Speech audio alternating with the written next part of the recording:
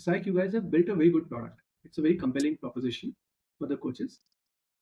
But the question here is that how does that translate into a large company? And large companies should have large revenue, large EBITDA. So that is what I want to kind of probe into this conversation, trying to understand how you're thinking about it. What is your vision for the company? How are you thinking in the long term? How big can it be? And what are the pieces that you have figured out? What are the pieces you're still Hmm. figuring out? But start with the vision. How do you think? How big can it Sure. be? And Sure. So, so Amit, like in terms of your product, the product that we have, I mean, not going into the features or the functionality, but the sole purpose of the product is to generate digital footprint for these players. So, in reality, when we go and we play a sport, it's lost in time, and the only way it's accessible is through our memories. And hence, since there's no digital footprint to it, there's no way of like creating resumes or generating further insights out of it. And that is the primary objective of the product that we have created. When a player plays, and when two teams compete, there's a certain bit of digital footprint that we generate, and by using that digital footprint, we can generate a lot more performance level insights. So that is the primary goal. So now at this moment, the utilization of this digital footprint is basically how a player or a team can improve their performance by going back and forth through that digital footprint and understanding the different intricacies of it. So here we are generating data and it's being utilized for the performance enhancements of players. But furthermore, as we grow forward, there will be multi-folds of the utilization of this data. However, whereas right now we are seeing like coaches are looking into the platform, it's helping them reduce about 70 to 80% of their workload. And whereas for the players, it's allowing them to measure their day-to-day progress rather than just going typically through a fixed regime or fixed routine of training and drills without knowing what is happening, where he's improving, whether there's actual progress or not. So that is the sheer purpose of the product. So if you look at it, we have positioned it from a very fundamental level. So right now, if a club or an academy onboards our system, it allows them to capture the entire essence of their footballing activities. So they have a centralized system where all their database is being built. So once this database is being built, after the course of let's say 3 4 years, they will be able to, when their players are graduating, they will be able to have a certain bit of digital CV that will allow them to exponentially increase the exposure that their players were having. Apart from that, right now, if you go to any academy, they know who is the best player within their academy, but they don't really know where their best player stands with regards to, let's say, a national level or even an international level. So our product is positioned and envisioned to empower people within the sports industry, typically coaches, players, scouts. And right now, although the utilization is limited with regards to performance insights, the larger vision is to enable this performance insight or digital footprint and utilize it in many, many use cases. For example, the data we generate can be utilized for, let's say, fan engagement. It can be utilized for fan engagement through broadcasting, etc. It can be utilized for going ahead, as I was saying, for scouting as well. And in all these purposes, our cost of production of this data will be one time only. So right now we are working with, let's say, one club or one academy. Here we are analyzing a match, and in that one time effort, we are generating data of, let's say, at least 22 players and two competitive teams. In the next stage, we are partnering with leagues where if we are using a one-time effort and creating a league-wide database, then that database can be sold to all the teams that are participating, all the players who are playing. Then let's say for these fan engagement purposes, scouting purposes, even fantasy baiting, etc. purposes as well. So here the potential is infinite. So we can look into various factors and have multi-usage of the data. And that's how the company is positioned and how we are looking at it in the larger scheme of things. God, uh, see, I think that understanding we have that this is a very compelling product. This is a very Hmm. differentiated product, and at some level, uh, you know, as sports people, what is there that you do where performance comes out is in the game, and you are Hmm. somewhere helping people break the game and also keep that history for a longer Hmm. period, put it in the right context, and so that better decisions can be taken about who to play, where to play, how to compete with that team, what formation to have. All those things, kind of become a lot easier. Uh, Now the question is, a good product may not always translate into a big business. Hmm. So, what is your understanding of how big can it be, and what is the path to that? What is the long term? In the long term, how big can it be, and how do you break it down into the next year goals in the year after, and things like that? Sure, sure. So as you rightly said, Amit, I mean, however good a product is, if it doesn't have like the proper utilization or the proper need, I think it doesn't really matter at the end of the day. So if you look into our product, how we have positioned is in a way that can be utilized as a day-to-day part of part of a player's life, a coach's life, so that it streamlines their workflow and eases a lot of tasks that were like tedious, manual, and used to eat away their headspace and bandwidth. So that is the primary goal of the product on a larger vision or a larger scale. So what we are doing is basically we are taking strides toward digitizing sports and creating an ecosystem. So as I was saying, like in terms of a digital footprint, so since if you see in the last few decades, major industries have been digitized, whereas certain company has come in and it has entirely changed how a particular industry used to work. Say for example Netflix, or say for example even Oyo for hotel booking businesses. In terms of sports, you see the digitization has not happened, or it has happened, it was limited to the top tier only. Why? Because for this digitization to happen, you need that primary digital footprint, which is not available in grassroots or youth development. You play a sport, then it fades away in time, and you can only access it through your memories. And that is a primary and a primal thing that we are changing. So here, once we have that digital footprint available, that which was our phase one, to create a technology that would input the video and generate data in terms of, let's say, player performances, team performances, and all those kind of things. So once we have that digital footprint and we collect it over the course of a period, it becomes a digital profile or resume of a player. Once we have that, the usage goes beyond performance improvement. So till now they were using that information to improve themselves. Now they're using the information to get scouted, to get placed in academies and clubs who are looking for these talents. So in this phase, what we would be doing is basically there are clubs who are looking for these talents, and then there are academies who are producing these talents. However, there is a demand and a supply. There's no connectivity between them. So if I'm a club, I'm looking for that best talent in the country, I'll have to send hundreds of scouts to go there and physically be present. And if I'm a player, I'm very talented, I have to depend on that one particular day when a physical scout is being present. And on that day, if something goes wrong, my entire career is, I mean, it's at risk. So that is another primal objective that we would want to change, which acts as kind of a journey of our company. So the vision of the company is beyond like the use case of a particular product or a particular utilization or a use case. Here we are looking at these primal goals of, let's say, a football player or a club or an academy, and we are digitizing. And in this process, we have taken the most simplified approaches. Because if you see, there are, of course, platforms out there, but to use them, you'll have to go through courses, you have to learn a lot. You'll have to like understand data science, the trivial intricacies of them. But coaches, players, they most of them, to be honest, don't have a background in data science.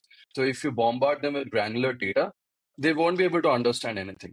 So our major approach, major objective was to simplify that data by translating it into meaningful insights, which is relatable and like which are easy to understand for these coaches and players. So once we have found that sweet spot, how we can make it comprehensible, accessible, as well as affordable, that creates our case for onboarding these larger audiences, specific target audiences, which are the pillars of, let's say, a sporting ecosystem.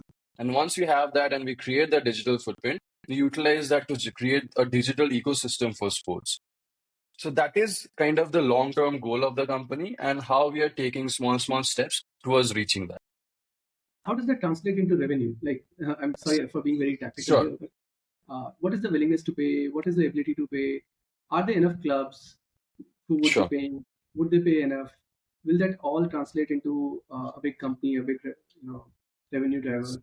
That, and Sure. I'm sure you will discover more use cases and things will change. Hmm. But standing where the product is today, if you could just go out and sell just this part of the product, Hmm. this current product, how much revenue can you kind of generate over a period of 2 years, let's say 3 years? Sure.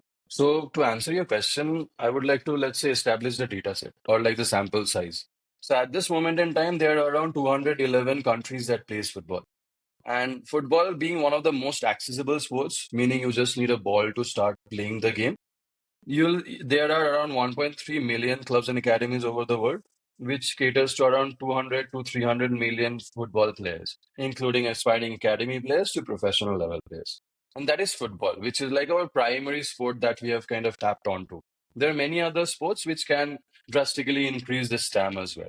But well, within the footballing ecosystem, our technology is created in such a way so that it's hardware independent. It's 100% remote. For you to use our technology, all you need is your match video. And our technology has been created keeping in mind like it is so robust that you don't even need, let's say, that 22 camera system, 11 camera system, even two camera to record the game. We have seen use cases where someone is recording using their iPhone and uploading it in our systems first to generate this data. So the objective is to create a technology that is so good that it's being used by the likes of Ajax, the epitome of youth development, as well as, let's say, a very aspirational youth academy that has just started for the sole purpose of developing players. So once you bring this very two wide outliers within the same ecosystem through the same technology, the players, the coaches, they have an understanding that okay, even if I don't have these resources, this is a way I can understand where I am at and where I stand with regards to those elite level players who are also using the same technology. And then comes the convenience part. So right now, you see with the likes of all these camera, the mobile phone, AI cameras and all, recording football matches or any sports matches has become very easy. But now the problem is now you have tons and tons of footages. What will you do with it? So a coach in general has to go through the entire video again and again and again and again just to find that particular instance. And he has very limited time in between matches. So let's say 80 to 90% of his time gets engaged in terms of just finding the insights, let alone say draw further insights and provide it to the player in a meaningful manner so he or she can improve. So our primary goal with our admin application is to reduce that, streamline all these tedious manual tasks that eats away the bandwidth. So our coaches, our clients say that it has reduced 70 to 80% of their time. So now they can use that time to share this insights with their players and actually help them grow, actually help them reflect on whatever has happened on their previous performance and help them take to a next level. So that is what we are enabling. And if you look at it, it's very primal in the sense of like if you're an athlete, if you're a coach, your sole objective is to help the players develop. For the player's sole objective is to improve and go to the next stage. And this product is enabling you to do just that. So it goes hand in hand with like the objective of a particular industry, of a particular target audiences. And that enables us to tap onto such a large audience across the world. So anyone with a video can upload into our platform and use the services of these data driven decision making and be a part of a larger ecosystem. And I believe what we are seeing is, I mean, we get inbound interest from across the world, from Africa, from Australia, from South America. And when it comes to more commercial markets, let's say for US, where you can see there's 2026 World Cup is coming and the market is booming just in terms of soccer. In Europe, it's a saturated market. It's a very well established market. However, you can see if you go below the top 1%, there's no technological accessibility. People are playing the sport the same way they have played it, let's say 100 years ago, the same way they have been developing. So there's no technological advancement in this case. And the way we are catering to these target audiences, the feedback we get tells us that we are on the right spot. We are on the right spot because the adaptability of our technology has been massive. So if you see, like we are not from a sports background, to be very honest. We are just passionate sports fans who wanted to do something to contribute to this ecosystem. And after graduating, we created a product. And that product alone has taken us to places. We don't have, like, it's a backing of certain individuals or endorsements of certain celebrities.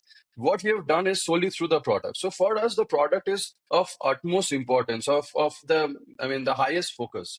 And through that only we have gone from a, let's say, an Indian domestic space to a global space to now to, let's say, elite clubs that are like well recognized across the globe. And I believe that wouldn't have happened if the utilization, the simplicity, all these things were in perfect balance. And that is allowing us to scale with this current product that we have. Yeah, so let's break it down. You talked about more than a million clubs. You talked about more than 200 football players who are taking it at some level, some seriousness. Now, how many those will be willing to pay? How much will they be willing to pay? What is the revenue model? We Sure, can start with one club and then do a multiplier, or with sure, one sports person and then multiply that. sure, Give us some numbers that you think are possible. sure. So in terms of our business model, we have two typical types of business model. So if you look at the footballing world, we are looking at a target audience where you can see the majority of our mass lies within the bottom side of the pyramid, and we are tapping onto just that. So we are looking at the masses here. We are not looking at the top 1% who might be like who has like all the money and who is like already has reached a particular spot. So if you see the market, how it's positioned is there's one side of the market which is let's say Europe, which is an established footballing market, where you have everything being paid by the club for the society kind of a system. So in this system, we work in a B2B model where the end organization like the club or the academy directly pays us, and we charge around 75 to $100 per match. In general, a team, let's say an academy or a club has let's say 10 teams, 10 to 20 teams on average in the European space, and each team plays about, let's say, 50 to 60 matches. So in this case, we generally have a target pool of, let's say, 500 to 1,000 matches that our entire academy plays throughout the year. Right now, we are tapping through the surface level. So let's say you have 20 teams. Out of that, the ones who are the most important to you starts adopting the technology at the I mean the first teams to who starts adopting to the technology, and then it spreads vertically within that organization itself. So now coming to another part of the market, which is let's say the US, which is very commercialized, where the model is like pay to play. So there's fee structure involved to get into an academy, to play certain tournaments, to go through let's say multiple kind of localities, regions, and compete in these showcase events, etc. And here, what we have the model is a B2B2C, or also it can be termed as a revenue sharing model as well. So in this case, we charge somewhere between $125 to $150 per player, and this fee is included in the academy's annual fees, and it's passed on to the parents. So to give you a context, in US, parents pay around somewhere between $10 to $50,000 annually to get their sons or daughters into this system, into these academies. And there, the academies has to add, let's say, $100 more, which is very, very negligible. And the academy has an option to top up with, let's say, $50 as well.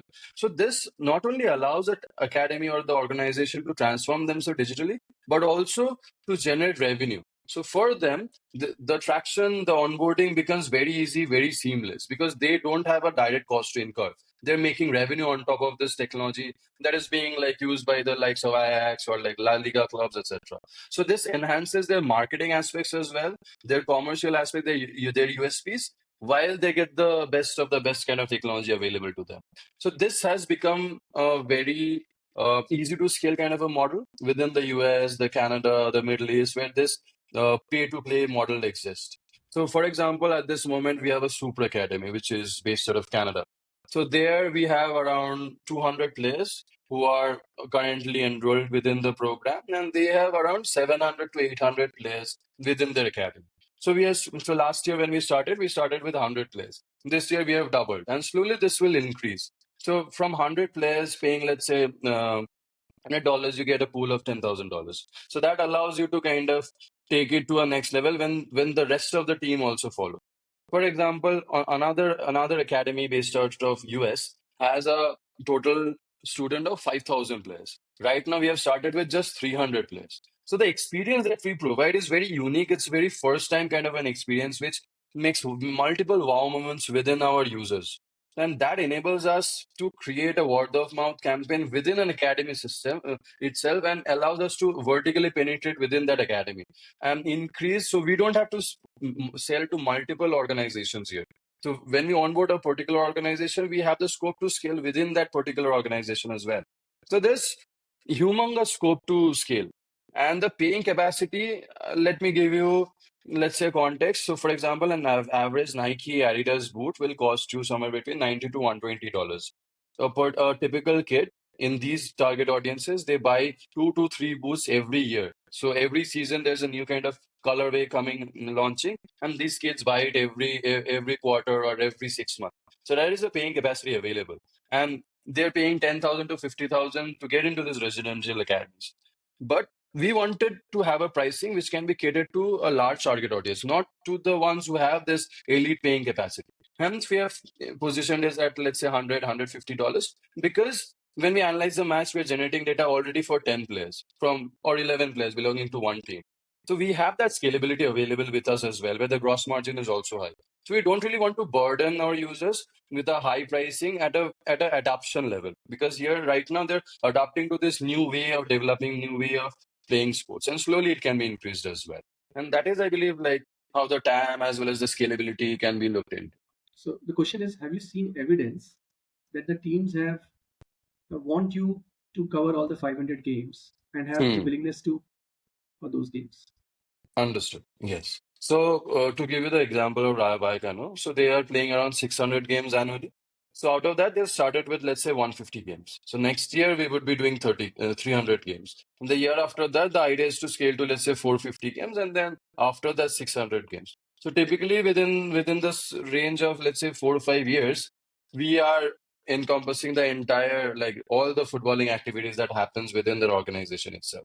So now Rayo is a La Liga club who might have more need for this technology. So I'll come to another example. Let's say there's a academy called Patriadores in California. So there they have, let's say, around 4,500 to 5,000 players. We have started a pilot project with them with 6 teams catering to around 200 players. So now in this case, these 6 teams are like the most elite teams of like multiple age categories, the 8 teams of under 13, under 15, like that. So so here also what we have seen is, after we have started the work with say the first 3 teams, immediately after that rest of the teams are also coming in. Same happened with another MLS Next Academy called GFI. They started with 3 teams. Right now they're enrolling 7 teams, and we haven't started working with the 3 teams yet. So since it makes the life of coaches so easy, if you're a coach of one team and I'm a coach of another team, and I'm seeing you're clicking a button and getting all the insights and having to kind of go through the entire video for like days and days to generate some basic level insights, and the paying capacity is same. It's the same academy, same target audience, same players. I would of course encourage my players to kind of take them just for the sole purpose of my benefit.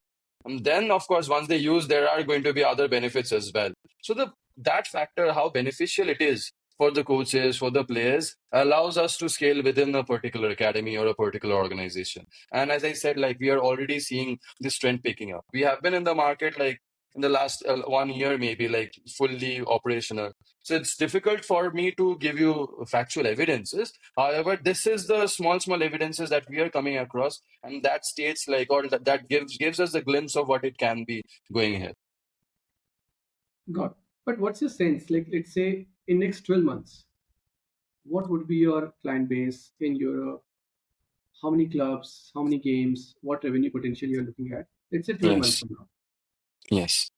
So 12 months from now, so there's a factor actually. So what I can tell you maybe is the next season, because here in football or in multiple sports, in all sports, there is a seasonality factor to it, because you allocate your budget, you put out even registration fees, the cost structure and all before the season starts. And once the season starts, typically what we have seen is these clubs and academies, they don't even want to touch it because that's all set for them for that season. So the only way to adapt or like onboard, acquire a particular target audience within this season is to maybe give them free trial, or maybe get a bit more aggressive in our approach. Rather than asking them to pay within that season itself, we start pilot projects, small case studies that allows us to build for the next season. So what I can say is right now we are having very strategic approach towards the market where we are already established, where we already have a promising clientele. So it would be Spain, it would be Netherlands, it would be Canada, the US, where we already have this kind of presence. Australia as well, because in Australia we're partnered with a state association, New South Wales Association. So at this moment in time, we have around 15 clients across the globe. I mean, I'm keeping aside India because India is a numbers game with less tangible ROI in the short term. So leaving aside India, we have around 15 organization clubs using our technology. We are, as per our calculations right now, next year we will be scaling from 15 to 50. And within that 15 itself, we are going to expand the scope of operations within a particular organization. So we are not broadening the scale horizontally, we are also broadening the scale vertically as well. Yeah. So how many games you can think of you would be covering in 12 months Yes. So across these so 50? right so right now, across this 15 clubs at this moment in time, let's say we are analyzing around 3,000 to 4,000 matches annually. It would typically become, let's say, around 5 to 6x. So around 20,000 matches we will be analyzing annually next year. So these are like matches that directly are like our clients' matches or potential clients' matches. There's another side of it as well where we are collecting or analyzing matches from high talent pool. For example, the Africas, the South Americas, where we are looking into, let's say, the talent pool, and for that we're analyzing those matches. So Okay. So that is also another part. this is a new information. So you're saying if you're working with 50 clubs in Europe, you would not just be analyzing their matches, you would be also analyzing the matches of the teams that they are playing with, or in Yes. certain cases, matches of the potential players that the scouts may want to kind of track. Hmm. So, in that sense, the number of games becomes much, much more. It's not like 500, maybe, as we were talking about, maybe 1,000 is what you say.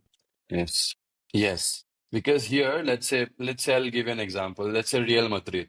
So Real Madrid in the last few years, whereas they used to be a club who used to purchase icons, the highest market value players, now for the last 5, 6 years, they have changed their model. They onboard the most talented individuals of, let's say, 16, 17-year old. So there's very high cost of acquisition that is incurred in this model because you have to set up a very huge scouting network. Then you have to bet on many players because you're having only very limited data to back your decision with. So here, what we are doing is we are partnering with this organization. So let's say we partner with Real Madrid.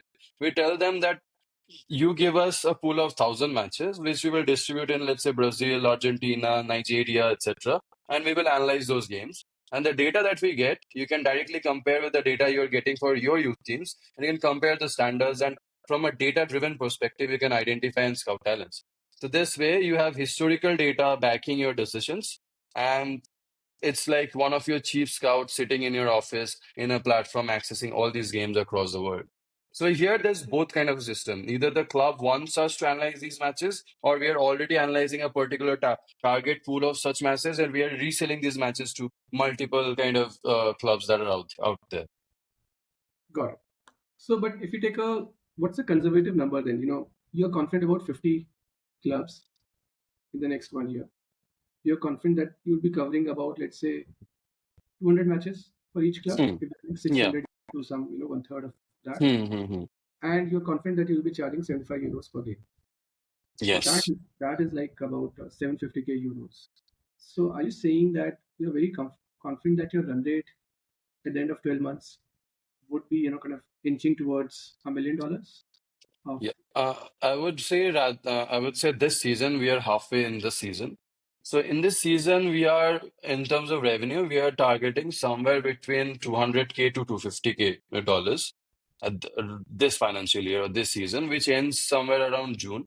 The next season starts somewhere around September, like end of August, beginning September, like that. So that season, so next financial year, where we will have a clear pathway towards even $1 million revenue, we can say, because right now we are only seeing whatever traction we have when we are at September. I'm sure with the pool or the markets that we're tapping onto, next year we will definitely have a direct pathway towards $1 million in revenue next financial year. God. And this you're talking about Europe or both Europe and North America No, across? it's collectively the target audience that we create. God. And in your mind, which is a bigger market? As an outsider, it feels like Europe is a much bigger market. But the way you have been talking about North America, do you see So. it differently? Yes, because adoption is much quicker in North America. Adoption, the willingness to try out new technology, to pay for them, this kind of mentality is much more in US. Maybe because in Europe, majority of the things are done by the government. So there's very the mindset of the residents over there, like the population over there, is like they take their time to validate a product, to kind of understand the usefulness of it, the utility of it, and they are after that they make a decision. Whereas in the US, maybe because of how the technology works, having Silicon Valley, having so many like data-driven technologies out there, the adoption, the mindset of trying out on new technology and paying for it is much, much higher. I mean, at least what I've seen within this target audience, and hence we are seeing like the adoption could be quicker. The traction we get might be much higher. However, the Europe gives us quality, gives us standard, gives us credibility, which allows us to tap onto this higher traction in the US. But then, while it sounds encouraging when you look at North America, it's almost like a new, there, a few years back, we won't talk about football in US. So Yes. there's a big change happening there. But it's kind of a bit of a question mark on Europe then. I mean, we would assume from outside that Europe is the biggest, where the biggest dollars in football are. South Africa, the dollars are not that much. North America, the adoption is not that much.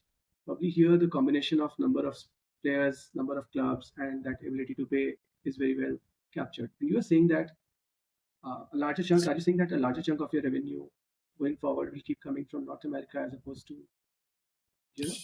So as you said, the market in the soccer market in the US is growing, and with the 2026 World Cup on verge, Lionel Messi going to Inter Miami, there has been a lot of factors towards this incredible expansion in this market. So if you see in Europe, major of the markets are saturated. So even if you see organizations such as let's say FIFA, these global organizations, they are now setting their headquarters in US because they're seeing that trend.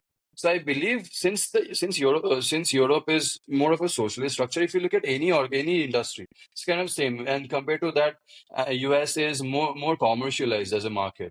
So I think that allows a new technology and new category creator to quickly get a tap onto a larger mass. Whereas in Europe, the quality is there, the TAM is there, the numbers are there. But since they have reached at a such, let's say, a premium level, they take their sweet time to kind of understand. They have their different kind of work culture as well. Sure. So there we see that people are a bit slow in terms of adapting. So that behavior we have seen, for every new product, the adoption in US is faster. Hmm. This is unique in the sense that the underlying was not as big there, and Europe was the mecca for football for decades. Now, Yes. are you saying that it is adoption velocity, and that is, the comment is on that, or let's say 5 years down the line, 10 years down the line, would this flip and Europe will be a bigger share of your revenue? Are you saying that they're slow to adopt, or you're saying that they don't? They're structured differently. They will not change. It's hard for a new product to kind of find a place in their hearts, or an app on their phones, even after 5 years of trying. No, I don't feel that. I don't feel that. If you pro in Europe, what I've seen is there is immense respect for value for money and like quality of product. If those things are there and it's serving a purpose, it's serving, I mean, it's helping ease a particular pain point, there is definitely going to be adoption. But however, due to all the kind of like historical significances and everything that has happened, the adoption in Europe is much quicker, as you have said. I'm sorry, in US is much quicker, and Europe is they're slow in terms of adapting, but once they adopt it, they kind of stick to it.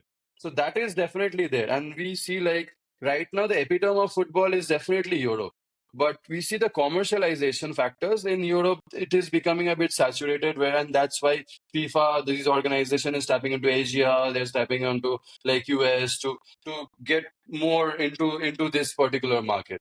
So from that perspective, definitely maybe going ahead, it won't be like the majority of contributors towards our revenue. Europe will definitely be there because there is the purchase to there's power to purchase and also the need to purchase. So it's gonna be there, but just maybe from the uh, in terms of timeline, US will happen faster compared to Europe. But in Europe, we need to onboard these top tier organizations so that that credibility factor plays a role as a catalyst in terms of like increasing the adoption in US or also subsequently in Europe as well. Got it. Got it. And you see players paying in you see the players paying in Europe, or it will always be a B2B kind of a market. Not true, actually. The B2B kind of a market is limited within like the top divisions, like top organizations rather. So if you go lower, There are like amateur markets where players pay to kind of play in turfs, players pay to kind of register into a tournament. Similar kind of things are there within the youth private youth ecosystem as well, where there are like private academies being set up, where their parents paying for their kids to participate in particular tournaments, go for exposure trips. So all those things are happening. But the thing is, like from the outside world, we are looking at, let's say, the likes of Manchester United and the Juventus and the Real Madrid and the Barcelona. So those guys are like that because they have like there's no cash runs for them. So for them, this is the sole purpose to develop these players, to sell them and make money, or win championship, build a bigger brand and make money. So for them, it's different. But even if we onboard, let's say, smaller scale of these clubs, it creates a pull within the market, so we can tap onto these lower divisions and cash on tap onto these B2 B2C model that allows us to directly onboard a player rather than going via the club. And to your mind, which is a better model for you? There is obviously, horses for courses kind of an approach, but if you have to choose only one business model, B2B versus B2B to C, where do you see more value and why? That is in B2 B2C, to be very honest, because you'll see the number of matches are limited. Number of players. So what happens in number of players every different time of the year, there are new registrations coming in. So new players are always coming in. And there, since they are using the app and they're already having the mindset of like paying for it, when they leave that club and join another club, that mindset goes with them. So they act as kind of our uh, promoters actually within this market. So, and also you see like in a match, if a team plays, let's say 50 matches, and they will have, let's say, around 30 players in their squad, 25 to 30 players. So now this 25 to 30 players keeps on changing, adding subtraction as well. So if a particular player leaves in between the season, he has already paid for that entire year along with the academy fees. So when the new player also comes in, he's also paying. So for us, it gives us much more leverage in the gross margin at the end of the day, and also in terms of the number of purchases as well. Whereas the number of matches are fixed, but number of players keeps on increasing as the organization also grows. No, no. So I was trying to understand how do you Hmm. acquire your clients, Yes. considering that you Sorry. don't have Hmm. visibility. Yes. Sorry. So here we have multiple approaches. So one is basically after this cold approach, which is like typical. Let us set that aside. We look into these markets and we try to identify a high value individual. High value meaning that person has been a local in that market, has spent, let's say, at least 10 15 years to build his or her own network. So we partner with that individual, and it's kind of a channel partnership model where that person generates leads for us, and in certain cases they drive the sales by conducting demos, etc. And in some cases, depending on that particular individual and his capabilities, we also conduct these demo sessions and onboard them.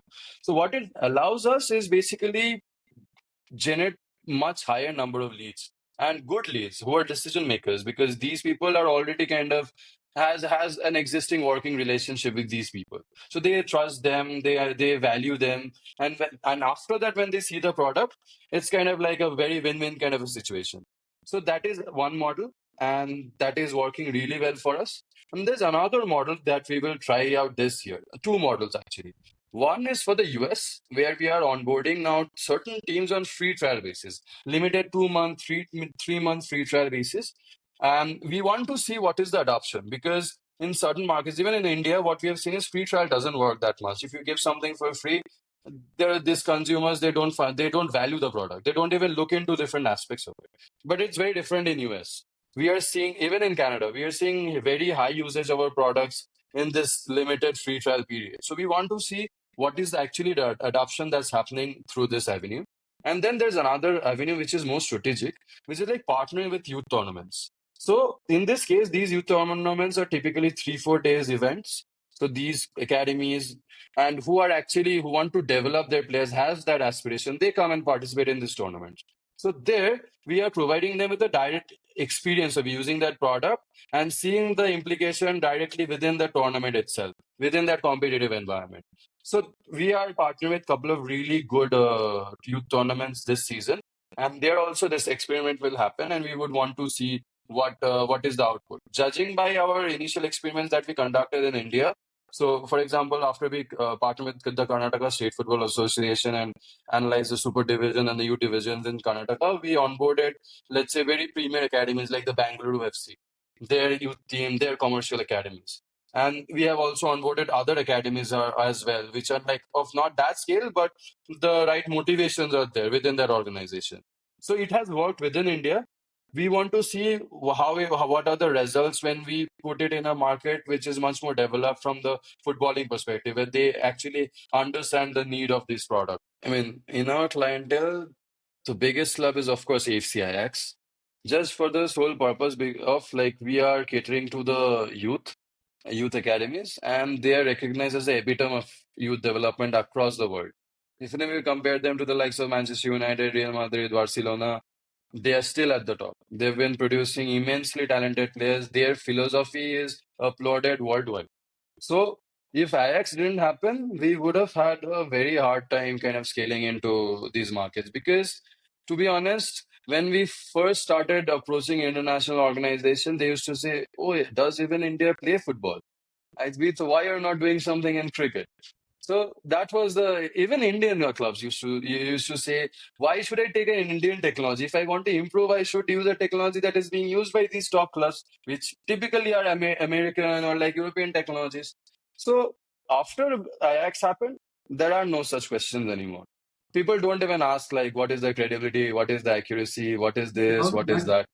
that. Like, so that happened was so in our initial days, we used to whatever we used to come across, we used to apply, we used to send messages, cold approaches everywhere. So we were very frugal in that approach. And we came across an event. It was called the Reimagine Football event. It was hosted by the likes of Ajax, KNVB, City Football Group, UEFA, English FA. So the biggest of the biggest of them.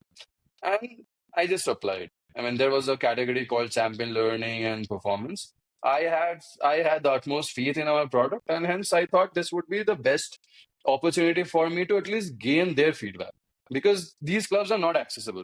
I mean, we are the first company in Asia to be working in this performance division with such clubs. So these are not at all accessible. Within the Netherlands itself, people come to us and ask us to introduce them to Ajax. So this is the kind of scenario. So around 300 plus startups companies had applied. From that, they selected top 10. We were lucky to be a part of that top 10.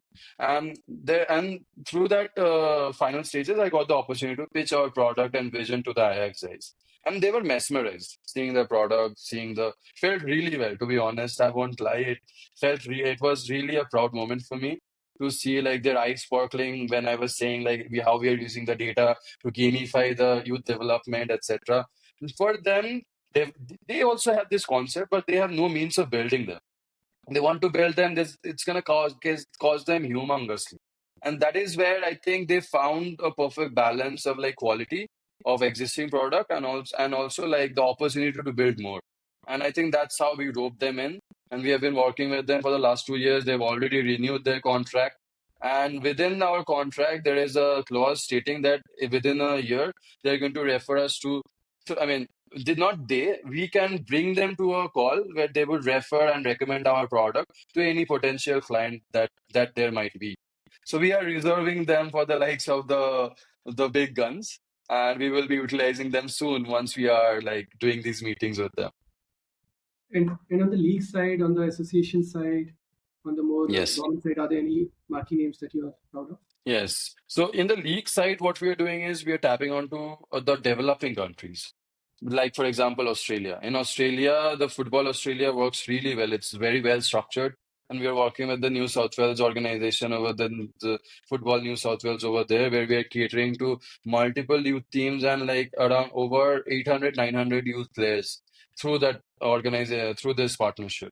Apart from that, right now we are going and approaching, because these things will happen step by step. Like I can now go to an US association, like let's say UCLA, NCA, this organization, we can approach them. But we couldn't have approached them if Ajax didn't happen. So right now we are approaching these European youth associations as well to partner with them and start providing this technology to a larger target audience. Got it. But see, the way you talked about it, this was one-off incident. There was an event, you participated, you got access and all. That was a free case. Hmm. Now, now that you have them, is there any proof or evidence that this has worked and this has led to other big clubs, known clubs converting? Has that Yes, happened or close to? yes. For example, Apollon FC. It is like I mean, it's the best club in Cyprus. They play in Europa League. For example, Rayo Vallecano. I would say most probably whichever international organization we have onboarded or we have managed them to at least see even our demo, it has happened because we landed Ajax. Because or else people would have asked like, why does even India play football? What is the credibility of the product? So that was a very essential step in our journey that allowed us to, let's say, get a validation uh, so that we can now go to anyone across the world and we would have the same credibility because we are endorsed and used by the likes of Ajax. And I'm sure pretty soon we are going to onboard many more big guns as well. So we are starting a pilot project with Atletico Madrid this season, this end of season. So that is also a very big club. And we are slowly tapping onto the Premier League markets as well. I mean, there's so much to do. There's so many markets to venture into.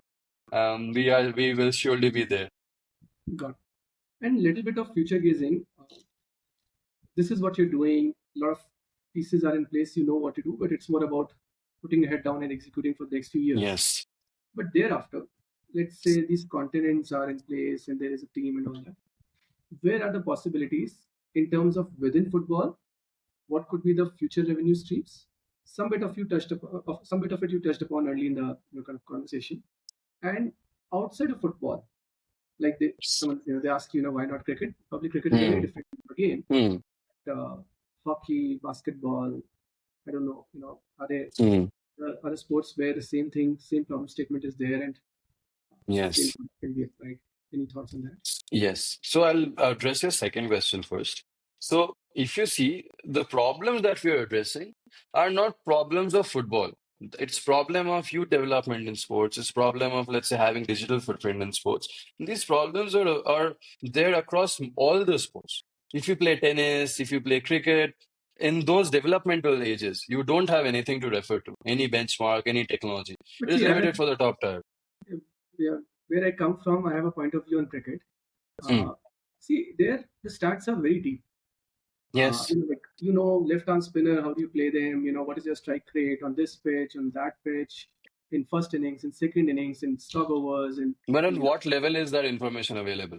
Is it available to, let's say, a 13-year-old going and playing cricket in an So academy? the point I'm trying to say is that that part I totally agree. But the stat is not like compared to football, where the Hmm. statistics is completely invisible because there are no Yes. events other than the goal, and Hmm. everyone has to Hmm. go and hard job of so the video gets uploaded and you are able to slice the game and Yes. create that data point, those million data points you talk about. Hmm. In cricket, it is not about. I don't know how much of that is about video leading to those data points. A lot of those data points kind of are captured differently. Hmm. Also, I believe, do you see a similar parallel? Like, what I'm trying to say is that someone without your video or computer vision kind of capabilities, without looking at a video and all, can also build a very robust. Cricket is is a dream for a statistician, right? So Yes. that someone would be able to do it in a different way. I don't know if the Hmm. same is true for basketball, if the same is true for hockey or some such sport. That was my pushback. But yeah, over to you. Understood. Understood. So cricket is a very statistical sport by its nature. Here you count runs, you count balls. So that part is within its innate nature. And you're very true. I mean, when you say like statistics is a very key part of sport of that sport. What happens in, let's say, in other sport, let's say for football or let's say hockey or let's say basketball, here all the players are dynamic at every point in time. So it's very hard to capture that instances. So here it's also statistical, but the count is only of goals. Whereas in cricket, the count is on every ball. So Yeah. that is like on a surface level difference. Events. Yes, exactly. So that is like the difference. So if I see like hockey basketball, all these kind of sports, which are very similar to football. For us, scaling to them would be much more easier because they're practically same. If you see from a 2D radar map kind of a perspective, like from a bird's eye view, they're practically the same sport. Players passing the ball to each other and then hitting a target. So those would be much more easier. And TAM is also much more in, let's say, in basketball. Hockey, if you combine ice hockey plus, let's say, normal traditional hockey, the value is there. But basketball is like almost second most sought after sport after football. Yes. In terms of Yeah, relevance. globally, yes. So that is kind of the scenario. So in this case, what happens is basically we have these sports that we would want to easily cater to within, let's say, shorter time period, and then we would want to also tap onto these other sports that are there. Let's say tennis, let's say cricket, which are more statistical in nature, but that statistics is on a surface level. If you go deeper, there are many more information to unearth, and the adoption would be more quicker because the players themselves, they are already kind of uh, they're already kind of acquainted with the statistical part of the sport. Yes. So that is like the vision for, let's say, this part of like scaling to other sports as well. That definitely makes sense. Makes me think that, why do we suddenly have Manu Bhaker getting sponsorship after she has got to strict? Exactly. Uh, she was there before. She was an athlete who was playing well, was winning some, in the across the world. What were people seeing? So now the question to me is like, kind of, actually, there's a part what I'm agreeing with you, but what is also happening is a player being a good player, an athlete being a good athlete, does not make them sponsor worthy. Probably it's the reputation that they build. Okay, she has won two medals, is what counts more than probably who she is before that event. She hasn't changed as a person, just that her CV has changed, as you say. So then it is more like an investment. If it plays out, then certainly Yes. I've got a player sheet. But it is not necessarily that there would be, because what I'm okay, maybe scrap all this. What I'm saying is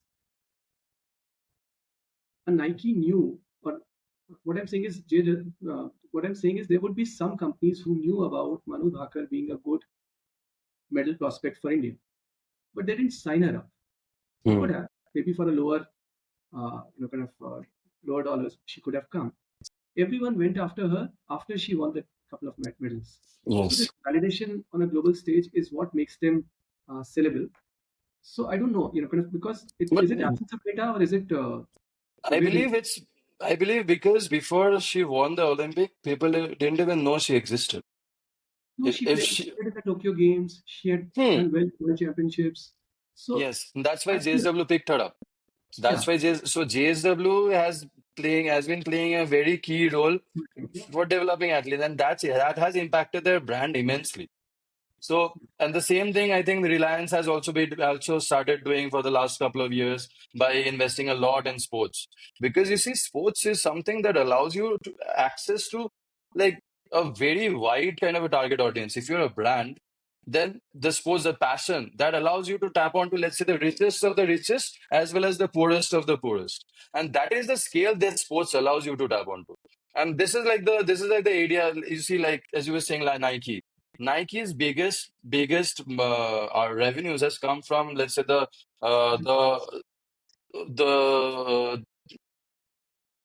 the partnership they have done with all these elite athletes such as Jordan, Cristiano Ronaldo.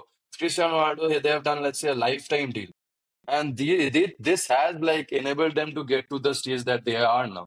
And I believe like if we can provide that visibility of, let's say, I know Manu Bhaker has let's say she has missed in a previous world level event. Let's say she has missed gold or bronze or silver, etc. But I know this is the metric she has hit 1 year ago. This is the metric she has hit, and now this is the potential that gives me the visibility. Because when she's missing, I'm thinking, oh, she's not good enough. But I don't really know what is the potential, what is the trajectory, and that's why I am having the inhibition in my mind, and I'm a bit restricted, and I have those kind of restrictions within my mindset to go out and sponsor. So maybe I think India sports sponsorship across outside of cricket has we haven't Hmm. seen that. There's some Yes. reactions we've seen, Yes. but not really a kind of but maybe globally, things are very different. Yes. Uh, to Yes. this point, and we've probably got it. So Apart from actually the sponsorships and all, there's the other model that we are kind of establishing, which is a success fee model based on successful talent acquisition. And scouting. there, yeah, scouting and the business model that we are associating would be majorly to kind of look into these high value tickets. So, for example, we are tapping onto the Nigerian youth leagues. So now, if you see the GDP contribution in terms of these African continent, African countries, major contributor is their talent exports. So typically, you can see when these talents are getting acquired by European elite clubs, they pay from $500,000 to let's say $5 million. That is like the range. And in this case, since we are drastically reducing and providing with the direct visibility of these talents, we can easily charge 3 to 5% in commission in terms of giving them that talent, and that results in huge in terms of the value that we get in pure revenue numbers.